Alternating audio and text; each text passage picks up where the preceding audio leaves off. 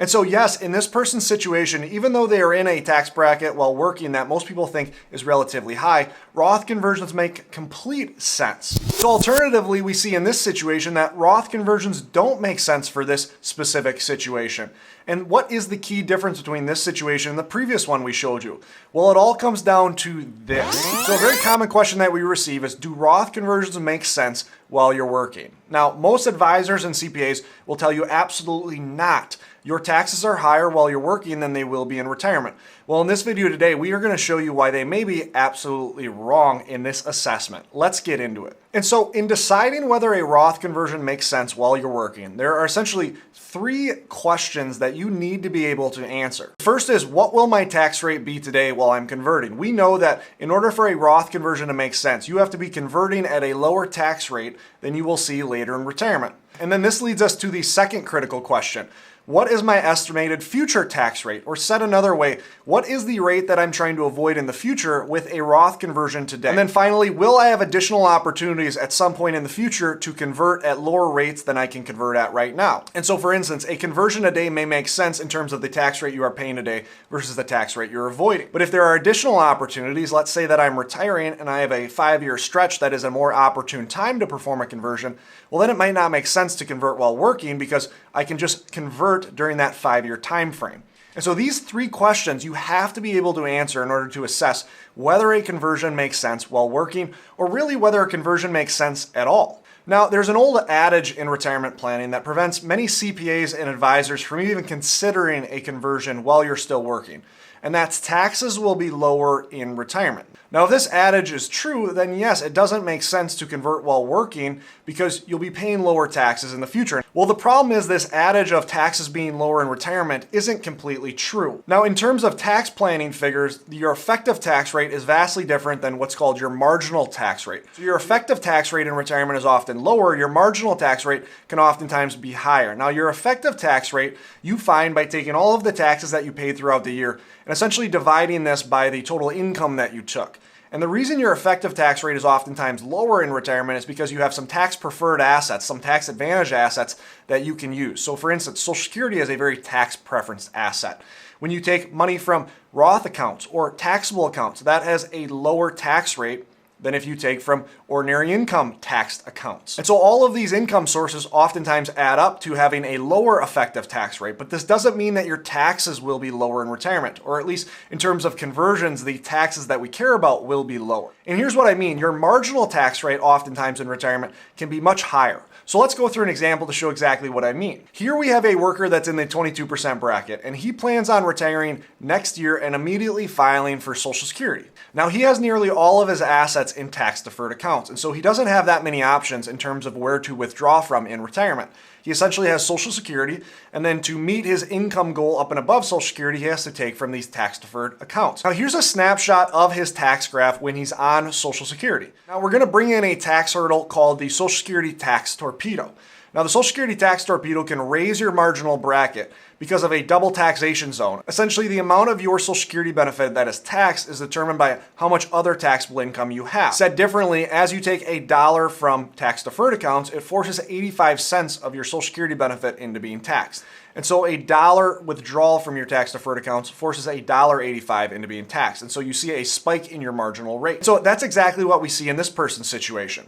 Their income goal puts them right here on this income graph, which, as we see, pushes them through a very high marginal zone of 40.7%. And again, what happens here is as their Social Security benefit is being fully taxed, as they're crossing into the 22% bracket, they're seeing that double taxation zone that's spiking their marginal rate. For this person's situation, a Roth conversion, even while working, makes a lot of sense because as he's performing Roth conversions, he's creating another tax-free bucket, where the last couple $1,000s that he takes in order to fill his income need, if it comes from a Roth account, he will completely avoid this tax hurdle. And so to answer the three questions that we talked earlier for this specific person, he is converting at 22% today in order to avoid 40.7% down the road. And then number 3, no, he will not really have a better opportunity to perform conversions later on in retirement. He will have the opportunity to perform additional conversions, but at the same rate. And after the Tax Cuts and Jobs Act, he'll be performing at a higher rate.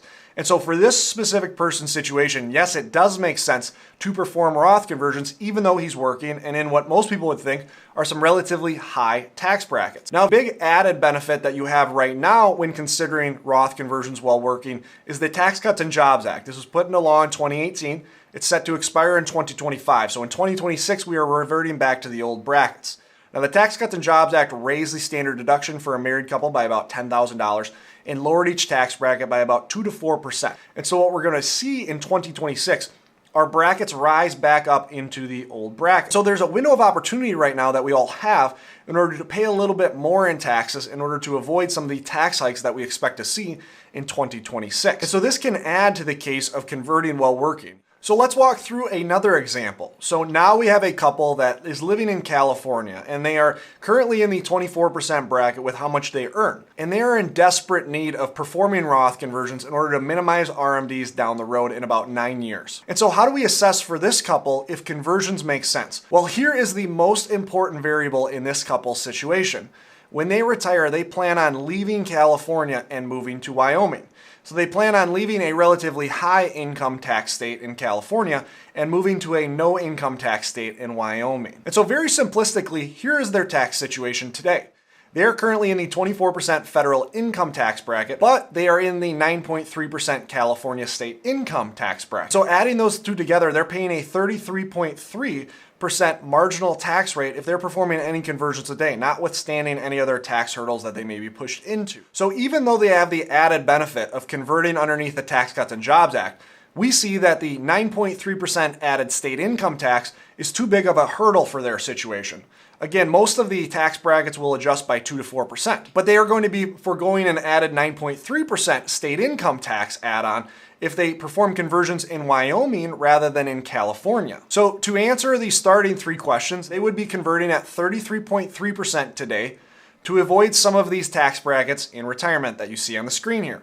But they have additional time to perform conversions. Remember, they have 9 years until RMDs start in order to perform some of those conversions under the Wyoming state income tax of 0%, thus avoiding that 9.3% California state income tax. And so we see for this person's specific situation, Roth conversions don't make sense. And again, it all comes down to the variables within their situation. And so we've gone over some specific situations where Roth conversions can make sense while working, and also situations where Roth conversions don't make sense while working. But those are more specific situations. What are some of the general things that you need to be considering when deciding if conversions make sense now versus waiting until you retire? And so the biggest consideration here is the window that we have for Roth conversions and where this window takes place in your retirement. So if we have a window of opportunity within the Tax Cuts and Jobs Act, well then oftentimes, again, it can make sense to avoid converting while working into some of those lower brackets when we're retired. Now, if we're also delaying Social Security and we're creating a Social Security cleanup zone within our retirement where we can perform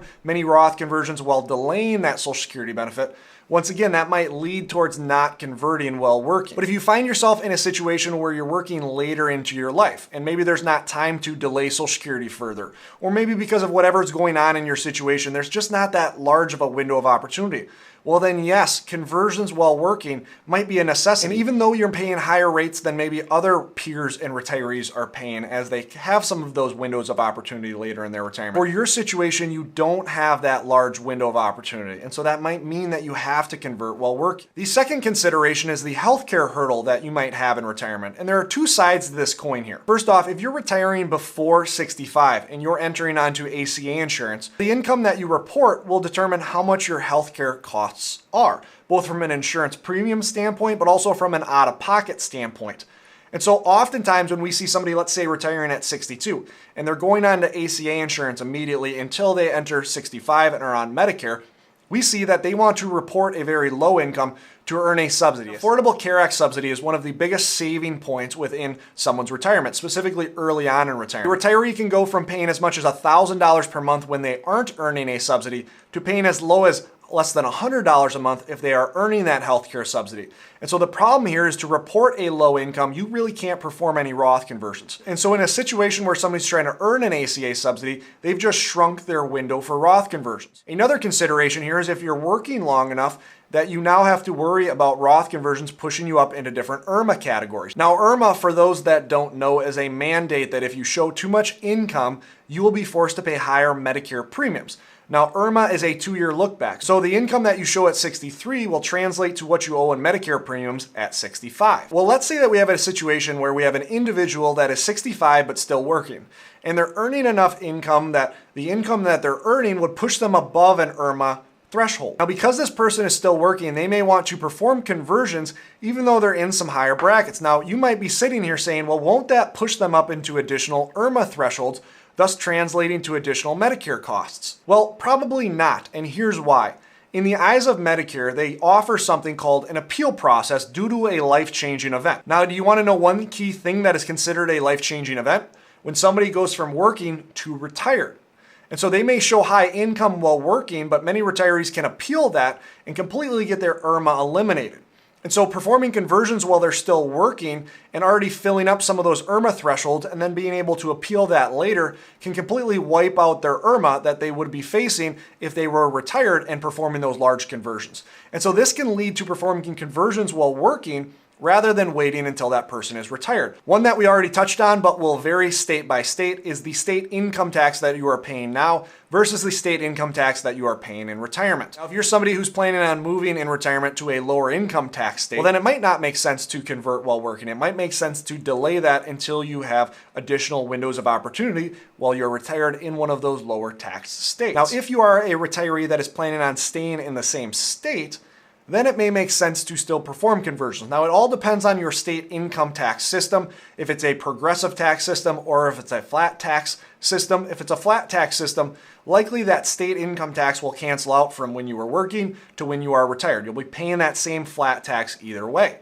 If you're in a progressive tax system, well, again, the math can change, and it's important to use expert help in order to figure out if conversions make sense while working. Another big thing to consider here is the tax deductions and credits that you can receive while working, or even receive while you are in retirement. For instance, many retirees while working have the opportunity to contribute to an HSA. And so this can be a great way to contribute to an HSA and fill in the Roth conversion with the amount that you contributed. The reason being is because as you contribute to an HSA, you get a tax deduction. And so let's say that you got a tax deduction from HSA contributions of $9,300. Well, now we can fill in with a $9,300 conversion, and it's as if we never got that HSA deduction. Oftentimes, because of the different healthcare programs that you may be on in retirement, there's not an HSA option. And so this can be a small benefit that you can use while you're still working. On the flip side, a tax credit that might rule out a conversion is if you have children that are in college and you're earning the American Opportunity Tax Credit.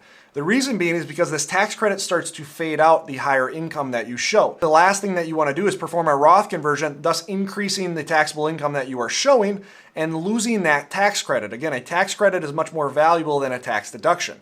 A tax deduction only eliminates the amount of income from your taxable income. A tax credit eliminates the taxes that you're owing. And finally, the most important consideration, and this is kind of a catch-all consideration, but the details that are shown inside of your forward-looking tax plan. Now, we're big proponents of everyone having a forward-looking tax plan before they enter retirement. And here's what a forward-looking tax plan will do for your situation. It will not only estimate the taxes that you would be paying today, but also estimate the taxes that you are paying throughout your retirement. You will oftentimes see vastly different phases in someone's retirement due to this forward-looking tax plan. They might start in retirement in a lower tax bracket, but as they move through retirement, because of the RMD growth that we expect, they may be pushed into higher brackets and different tax hurdles. They may be pushed into the Social Security tax torpedo that, as we saw earlier, can spike your marginal rate. We might see them pushed into Medicare premium increase zones. And we also might see later in retirement that, depending on the age gap between individuals or the longevity that we're expecting between individuals in a couple, that they may enter something called the widow trap, where the surviving spouse will go from the married filing jointly brackets to the single filer brackets. All of this can only be seen inside of a forward-looking tax plan. And so a forward-looking tax plan will answer a lot of the questions that we've talked about within this video thus far.